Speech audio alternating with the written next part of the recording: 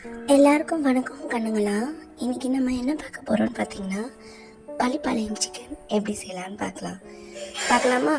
அதுக்கு நம்ம ஒரு பேனை வச்சுக்கிட்டு அதில் கொஞ்சம் எண்ணெய் ஊற்றிக்கோங்க. அப்புறம் கொஞ்சம் சோம்பு நீங்கள் தட்டி கூட போட்டுக்கலாம். அப்புறமா இந்த பாருங்கள், விதை எடுத்த காஞ்ச மிளகா அதை கொஞ்சம் நிறைய போட்டுக்கோங்க. 1 கிலோ சிக்கன் எடுக்கிறீங்கன்னா ஒரு 100 கிராம் காஞ்ச மிளகா போட்டுக்கணும். பாருங்கள், அதை நல்லா எண்ணெயில் வதக்கிக்கோங்க. வதக்குனதுக்கப்புறம் அந்த காரம் எல்லாம் நல்லா அந்த எண்ணெயில் இறங்கணும். பொடிசாக வெட்டின வெங்காயத்தை நல்லா சேர்த்துக்கோங்க. அதையும் நல்லா வதக்கிக்கோங்க. எண்ணெயில் நல்லா சுருண்டு வதங்கணும். பாருங்கள், நல்லா போட்டுக்கோங்க. கொஞ்சம் கல்லுப்பு கூட நீங்கள் இப்போ இந்த நேரத்தில் சேர்த்துட்டு நல்லா வதக்கிக்கோங்க. நல்லா அப்படியே ஒரு மாதிரி கிளாஸ் கலரில் ஆகணும் இந்த வெங்காயம். அதுக்கப்புறமா சிக்கனை நல்லா சேர்த்துக்கோங்க. பாருங்கள், இந்த மாதிரிலாம் இருக்கக்கூடாது. ஃபுல்லாக க்ளீன் பண்ணிடணும் நீங்கள், புரியுதுங்களா? இந்த மாதிரிலாம் போட்டிங்கன்னா அது உங்கள் உடம்புக்கு தான் கேடு. ஓகே, பாருங்கள், நல்லா சிக்கன் சேர்த்துக்கோங்க. சேர்த்துட்டு அதுக்கப்புறம் அதுலேயே அதை நல்லா பெரட்டி எடுங்க. அந்த எண்ணெயிலையும் அந்த காரத்துலேயும் நல்லா பெரட்டணும். அப்படியே அந்த பெரட்டலில் தான் இருக்குது அந்த சிக்கன் நல்லா அந்த மசாலாவில் அப்படியே இறங்கணும். ஓகேங்களா? நீங்கள் இந்த நேரத்தில் இஞ்சி பூண்டு வேணும்னா போட்டுக்கலாம். பட் நான் கடைசியாக தாளிக்க போகிறேன்றதுனால அந்த நேரத்தில் நான் இஞ்சி பூண்டு போட்டுக்க போகிறேன். ஓகே, பாருங்கள், நல்லா வதக்கிக்கணும்.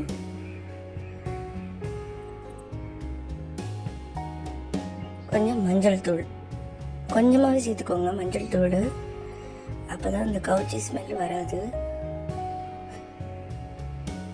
நல்லா பெரட்டி எடுத்துக்கோங்க.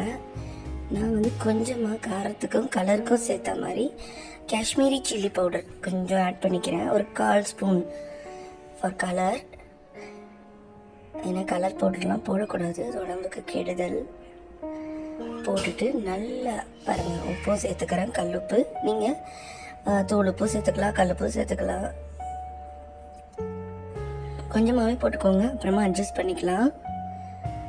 நல்லா பெரட்டி விட்டுக்கோங்க. இதில் வேறு காரமே இல்லை. நீங்கள் வேணான்னாலும் அந்த சில்லி இது போட்டிருக்கோம் இல்லையா, காஷ்மீரி சில்லி, அதை அவாய்ட் பண்ணிக்கலாம் பிடிக்கலன்னா. இது இப்படியே நீங்கள் பெரட்டி சாப்பிட்டனால அவ்வளோ ருசியாக இருக்கும். ஓகே, நல்லா பெரட்டிடுங்க. அந்த உப்பு காரம் எல்லாமே ஒரே இடத்துல நல்லா சேரணும் ஃபுல்லாக. அப்புறம் நான் என்ன பண்ண போகிறேன், குக்கர் மூடி போட்டு ஒரு விசில் தான் நான் வைக்க போகிறேன். ஏன்னா அதில் தான் சீக்கிரம் வேகும்.